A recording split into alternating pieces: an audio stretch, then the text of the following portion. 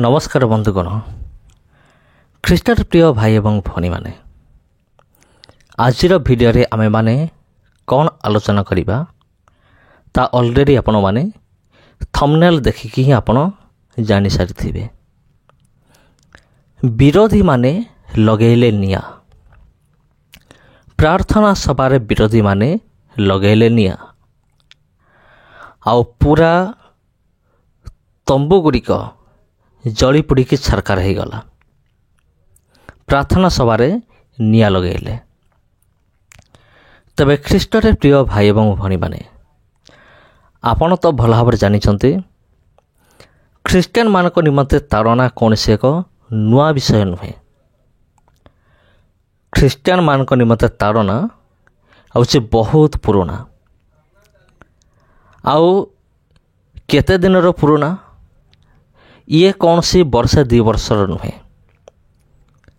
ख्रीस्टियन मानक निमंते ताड़ना हजार हजार वर्ष पूर्वर जेतेबेले कि पुरातन नियम चलीथिला सही समय ही ख्रीस्टियन लोक मानक प्रति ताड़ना रही आसीछि। आ जीशु मध्य कहिले तांकर पार्वत्य उपदेश रे आउ धार्मिकता निमंते ताड़ना प्राप्त लेख धन्य, कारण स्वर्गराज्य सेमानकर।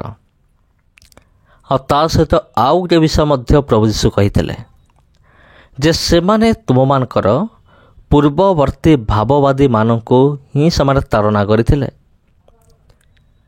पूर्ववर्ती भाववादी माननको जेपरिक जिसाय, जिरिमिय, दानिएल, होसेय एमानक समय ताड़ना थिला। और प्रभु जीशु ख्रीष्ट समय भी ताड़ना थिला। और जेतेबेले प्रभु जीशु ख्रीष्ट ए पृथ्वी रे 30 वर्ष पर निजर बयसर 30 वर्ष पर जेतेबेले से सेवा कार्य आरंभ कले, तांकर 3.5 वर्षर सेवा कार्य भितर प्रभु जीशु ख्रीष्ट को मध्य ताड़ना करा जायथिला। आपण जानिछंती मो क्रूसीय दुख भोग कथा मु कहू नाही, सेटा तो पर घटिला 3.5 वर्ष पर। किंतु तांकर सेवा कार्य मध्य साधुकी फारूसी माने अनेक समय तांको पत्थर फोपाड़ी की मारिबा निमंते चेष्टा करुथिले। आ जेतेबेले से जेरूसालेम मंदिर रे जेतेबेले शिक्षा दउथिले, जेतेबेले समाज गृह रे जेतेबेले शिक्षा दउथिले, सेतेबेले लोक माने तांको पर्वत ऊपर को तले पकेबा निमंते इच्छा प्रकाश करुथिले। बाकीर लेखा अछि तेणु प्रभु जीशु ख्रीष्ट जीवन भी ताड़ना थिला। आ प्रभु जीशु कहिथिले जे तुम्हे माने मध्य ताड़ना भोग करिब। आ प्रभु जीशु कहिथिले तुमानक जीवन ताड़ना आसीब जो माने प्रकृत विश्वासी, जो माने आ जो माने प्रभु जीशु ख्रीष्ट पथरे चलते सेमानक जीवन रे जगतर ताड़ना घटिब। कारण जीशु कहिले तुम्हें माने ए जगत उत्पन्न है ना, सेथि निमंते ए जगत तुम को घृणा करे। एटा ही पवित्र धर्मशास्त्र बाइबल लिखा अच्छे। आ जगत आमान को प्रेम करे नहीं, कारण परमेश्वर जगत मध्यरु आम्भ मान को पृथक करी अछंती जो माने ताड़ना प्राप्त, विशेष करी सेवानक कथा मु कहू अछि।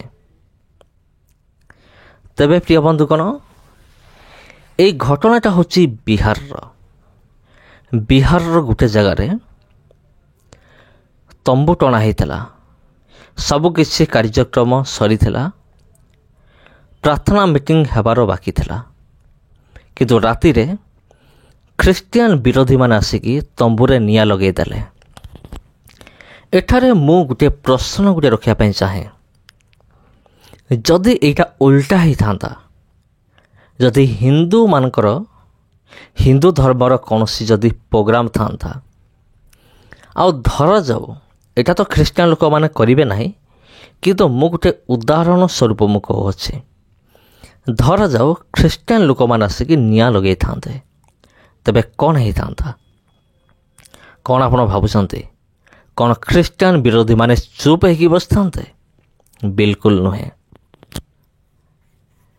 ସେଥିପାଇଁ ପ୍ରିୟ ବନ୍ଧୁଗଣ, ଆମ ପାଇଁ ଏ ତାଡ଼ନା କୌଣସି ନୂଆ ବିଷୟ ନୁହେଁ। ଏଇଟା ବିଗତ ଦିନମାନଙ୍କରୁ ଘଟି ଆସୁଅଛି। କିନ୍ତୁ ଏଠାରେ ଆମେ ଗୋଟେ ବିଷୟ ଦେଖିବା, ଖ୍ରୀଷ୍ଟିଆନ ବିରୋଧୀମାନଙ୍କର ବିରୋଧଜନକ ମନୋଭାବ, ତା ସହିତ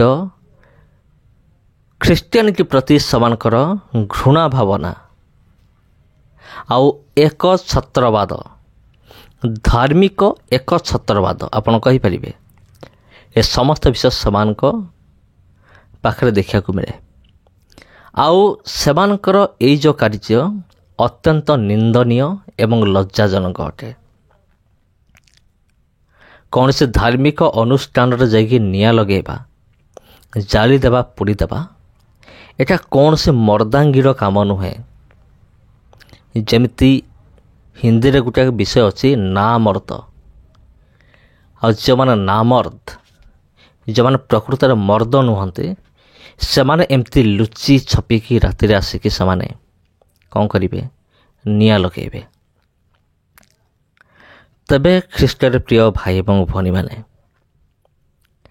ଏ ସମସ୍ତ ବିଷୟକୁ ଦୃଷ୍ଟି ଆଗରେ ରଖିକି ଗୋଟିଏ ବିଷୟ ଜଣାପଡ଼େ ଯେ ଏମାନଙ୍କ ମନରେ ଖ୍ରୀଷ୍ଟିଆନମାନଙ୍କ ପ୍ରତି ଏବଂ ପ୍ରଭୁ ଯୀଶୁଖ୍ରୀଷ୍ଟଙ୍କ ପ୍ରତି କେତେ ଯେ ବିଷ ଏମାନଙ୍କ ଭିତରେ ଭରି ରହିଛି। ଆପଣ ଏ ସମସ୍ତ ବିଷୟକୁ ଦେଖିକି ଆପଣ ଜାଣିପାରୁଥିବେ ଯେ କେତେ ଜହର ଏମାନଙ୍କ ଭିତରେ ଭରିକି ଅଛି। ଆଉ ଏଇଟା କୌଣସି ନୂଆ ବିଷୟ ନୁହେଁ, ଆଉ ଏଇଟା ଅତି ପୁରୁଣା ବିଷୟ ଅଟେ। ଆପଣ ଜାଣିଥିବେ କନ୍ଧମାଳ ଦଙ୍ଗା ଆଉ ମଣିପୁର ଦଙ୍ଗା ବିଷୟରେ। ସେଠାରେ କେମିତି ଉଗ୍ରବାଦୀମାନେ ଉଗ୍ର ରୂପ ହୋଇ ସେମାନେ କିଭଳି ଭାବରେ ଖ୍ରୀଷ୍ଟିଆନ ଭାଇ ଭଉଣୀମାନଙ୍କୁ ନିର୍ଯାତନା ଦେଇଥିଲେ। ଏହାକୁ ଏକଛତ୍ରବାଦ, ଧାର୍ମିକ ଶାସନ ବୋଲି କୁହାଯାଏ। ତେବେ ସମସ୍ତଙ୍କୁ ପ୍ରଭୁ ଯୀଶୁଖ୍ରୀଷ୍ଟଙ୍କ ନାମରେ ମୋର ଆନ୍ତରିକ ନମସ୍କାର। ତେବେ ପ୍ରିୟ ବନ୍ଧୁଗଣ, ଏ ସମସ୍ତ ବିଷୟକୁ ଦୃଷ୍ଟି ଆଗରେ ରଖି ଆପଣ କ'ଣ ଭାବୁଛନ୍ତି? ଆପଣଙ୍କ ମନରେ କ'ଣ ଆସୁଛି? ଆପଣ ନିଶ୍ଚିନ୍ତ ଭାବରେ କମେଣ୍ଟ କରିକି ଜଣାଇବେ। ଆଉ ଆଜି ପାଇଁ ଏତିକି। ଆଉ ପୁଣି ଦେଖା ହେବ ଆପଣଙ୍କ ସହିତ ଆଉ ଗୋଟେ ଭିଡ଼ିଓରେ, ଆଉ ଗୋଟେ ଅଧ୍ୟାୟରେ। ସମସ୍ତଙ୍କୁ ପ୍ରଭୁ ଯୀଶୁଙ୍କ ନାମରେ ମୋର ଆନ୍ତରିକ ନମସ୍କାର।